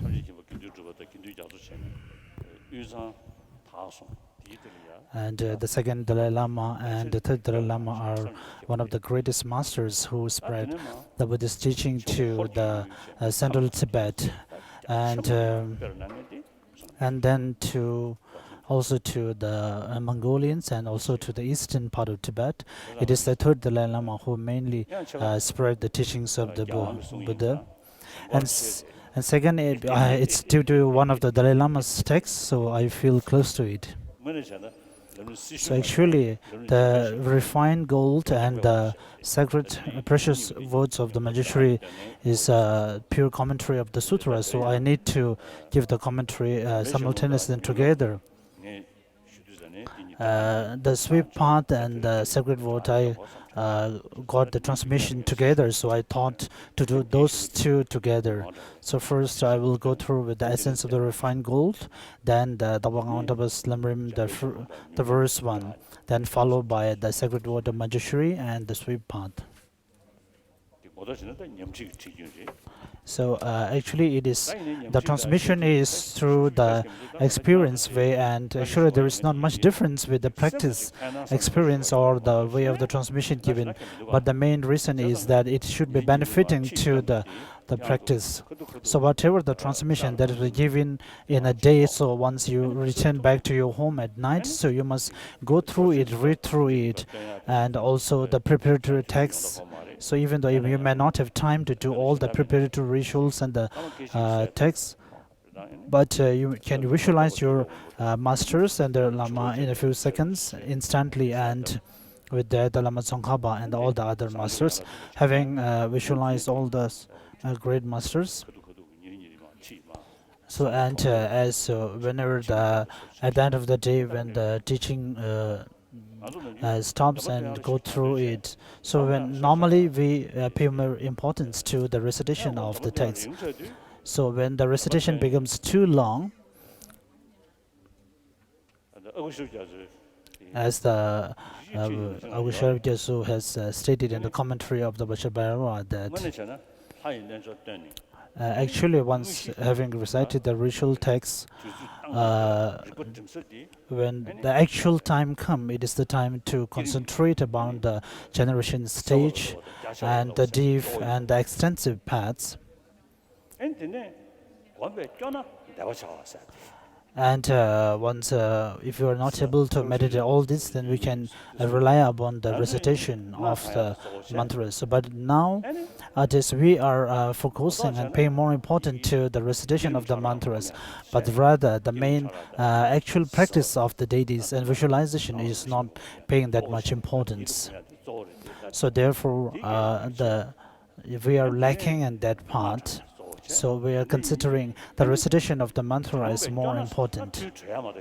So once if you're too tired, then we have to just stop the session. There is no other way. During the visualizing of the deities, and if you are tired with all those visualizations and the practices, then as for the resting yourself, one need to do the recitation of mantra. But we are paying more important on the recitations of the mantra, and after the once we are tired, you feel like urinating, going for toilets. So there is no other way than stopping and concluding the session. So we are considering the importance to the recitation of the text, but the real important or concentrating upon the meaning is neglected. So even though you can do the recitation of the words by mouth, but the important thing is we need to understand the meaning. The meaning has to rely upon the words. So the important thing is one need to meditate and visualize and concentrate upon the meaning. And Lamrim, while doing his meditation and doing prayers, he used to do it 2 times and 3 times, and he used to say that even though the recitation comes by my mouth by itself, as I'm used to it, but when I get distracted, then I do it again so that I can focus and concentrate upon it, which is really very practical and good. And Lamrim also said in one of his said that he didn't recite through his mouth and the words, but he just visualized in his mind and thinking about all the processes and everything. So even if you are not able to meditate or visualize everything, but just mentally, if you think one by one, everything mentally, even though sometimes I try to do it, it's more difficult because you need really your all concentration. But if you just recite through mouth, you can look here and there, and because your mouth keeps on moving, but you are not able to concentrate completely on the topic.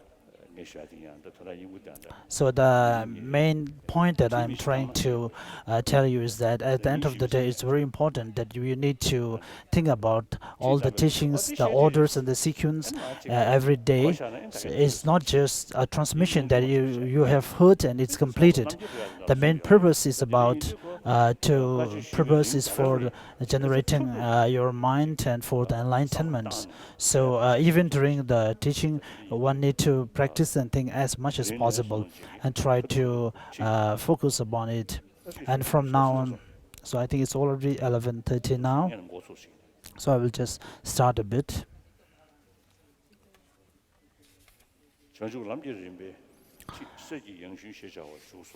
The essence of refined gold, an explanation on the stages of the path to enlightenment.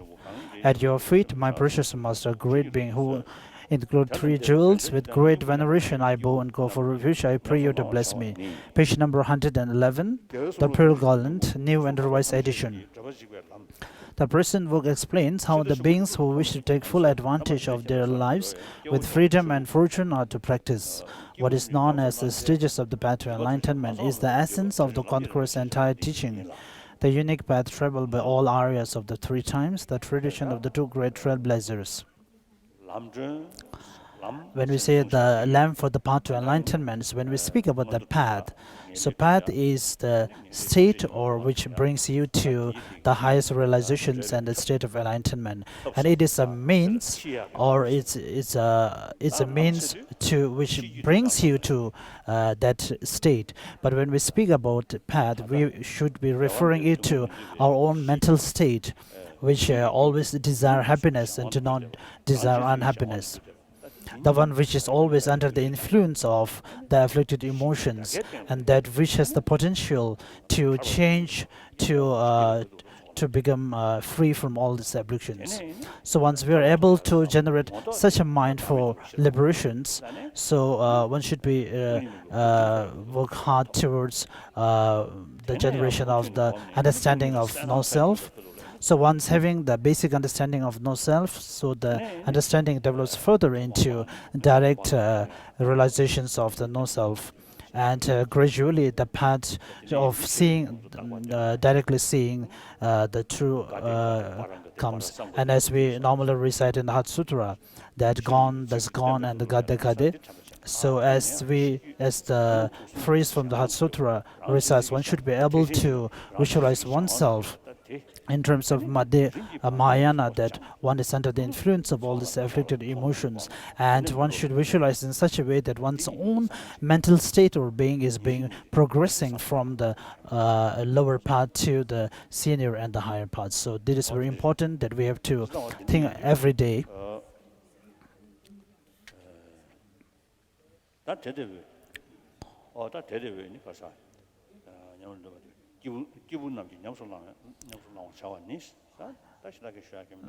So there is not much explanations needed here. So third paragraph in this regard, first note that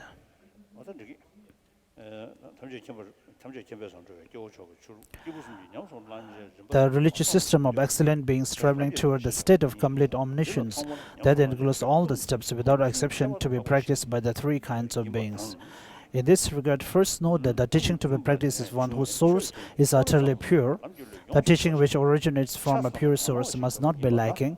It should be complete and unmistaken and include all aspects of the path to enlightenment. The source of the present Lamrim that I will implement is pure, for it originated in the utterly complete Buddha and was progressively transmitted in the lineage including the two masters, Nagarjuna and Asanga.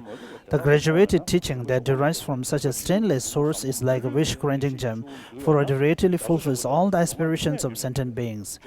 It resembles a great ocean combining all streams of good explanations without exception.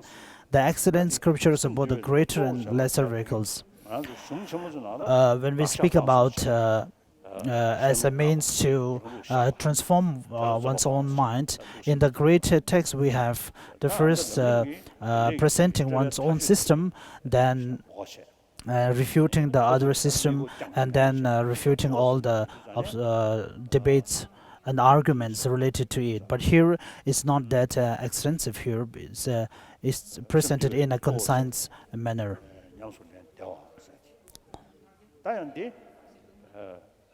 It is something that can be practiced easily.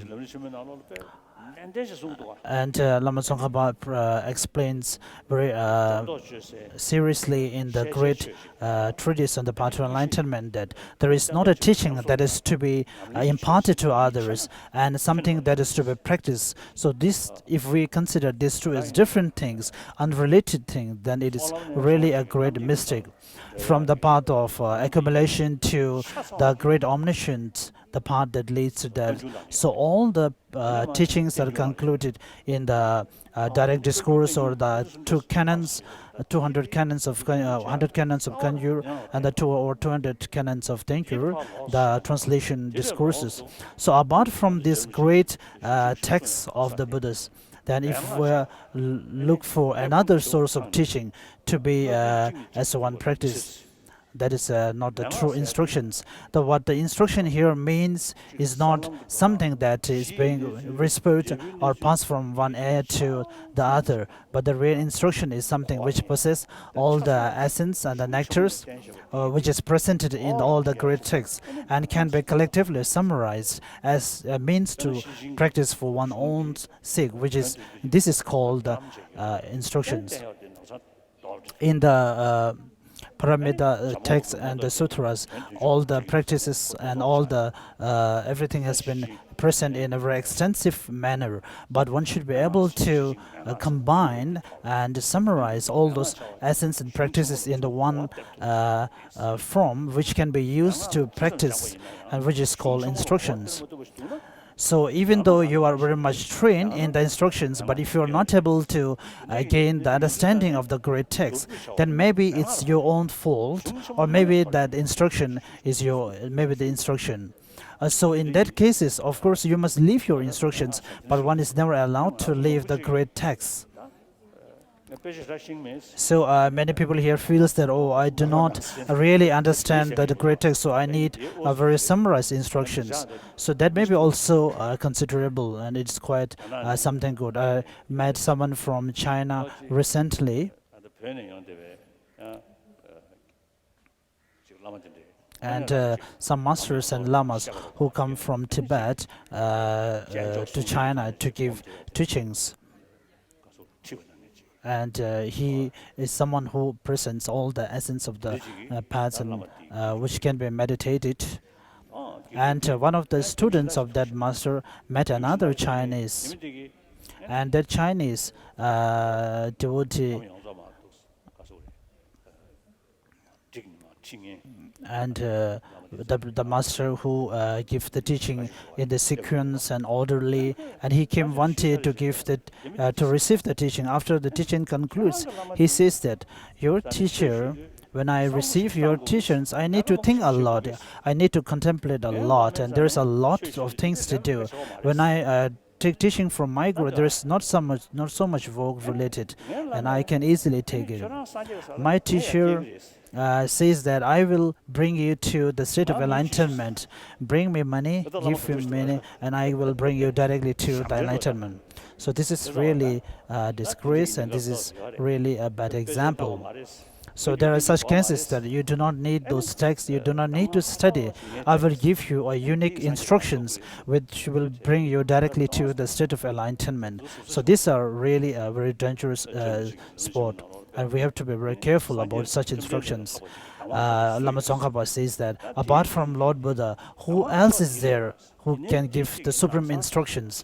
So whatever he teaches is the real instructions. So even though it may be very extensive and may not be accommodatable to, may not be proper to one's mental state, but through such text of Lamrim, we should be able to draw the essence of this great text. So therefore, one should never neglect the contents of the great text, because if we does that, we will gain a lot of negativities, karmas out of it, and it will also result in the decrease of the Buddha's teaching in this world. So including two masters, Nagarjuna and Asanga, this graduated teaching that derives from such a standard source is like a witch-granting gem, for it really fulfills all the aspirations of sentient beings. In a spiritual song, my master said, crown jewels of all the world sages, banners of fame represent among beings, Nagarjuna and Asanga, from whom we will transmit it in succession the stages of path to enlightenment. This instruction, which fulfills all beings' goals without exception, resembles thus a wish-granting gem, uniting the streams of 1,000 good scriptures. It is an ocean of glorious and excellent words and will. As it is endowed with 4 aspects of greatness, this instruction far surpasses all others. By relying upon these instructions among the multitude of concrete scriptures, you will understand that some were taught as a major aspect of Bite, while others are auxiliaries to it. And after all, either directly or indirectly serve as a means for any given individual to realize Buddhahood. So this is speaking purely in form of sutra practice. even in the great, even in Lamrim Chemo, when I speak about the practicing upon the general practices and then specifically in particularly practicing upon the Vajrayana. So the practicing about the great extensive sutra part is spoken differently from the practice of the Vajrayana. It allows you to completely overturn the false notion that the scriptures, sutras, and the tantras, and their valid explanatory commentaries simply comprise the material to be studied in depth and explained to others, and that the essential teaching to be practiced is found elsewhere. You come to see that the entire subject matter of the scriptures and their commentaries is condensed in the stages of the path, starting with the way to rely on the spiritual masters, and continuing on to meditative serenity and spiritual insight, and you consider them to be your core practice. You see them as practical instructions that show how to meditate analytically on the topics to be analyzed and to engage in concentration meditation on those to be focused upon. Page number 113. When you have discerned in this way, you will understand that all Buddhist votes are either direct or indirect means to achieve Buddhahood, apprehending some as guides to Buddhahood that call for application, while perceiving others as obstacle to Buddhahood that require rejection, is an act of abandoning the teaching. Thanks to the present instruction, by simply ascertaining that all teachings are free of contradiction, as explained above, you automatically avoid the grave mistake of rejecting the Dharma. Given it is endowed with the four aspects of greatness explained above, those who possess the intelligence to penetrate the significance of scriptures, or who wish to acquire it, cannot help but delight in the states of the path of the three kinds of beings.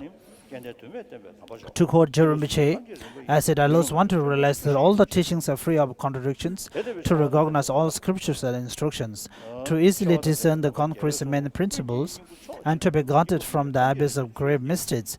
It is the supreme instruction followed by countless fortunate beings, the sages of India and Tibet. What intelligent person will then not delight in the stages of the path of the three kinds of beings? If explaining the instruction with the four aspects of greatness, the stages of the path of the three kinds of beings, which contains the essence of all the concrete words, be it for a single session, carries great advantages. What is to be said of doing so in its entirety? Thus contemplate the benefits, and this way generate respect for the teacher and teaching by accurately elucidating to people who are suitable recipients with pure thoughts and behavior. You draw the considerable advantage of correctly explaining the teaching. So I will stop here for lunch break.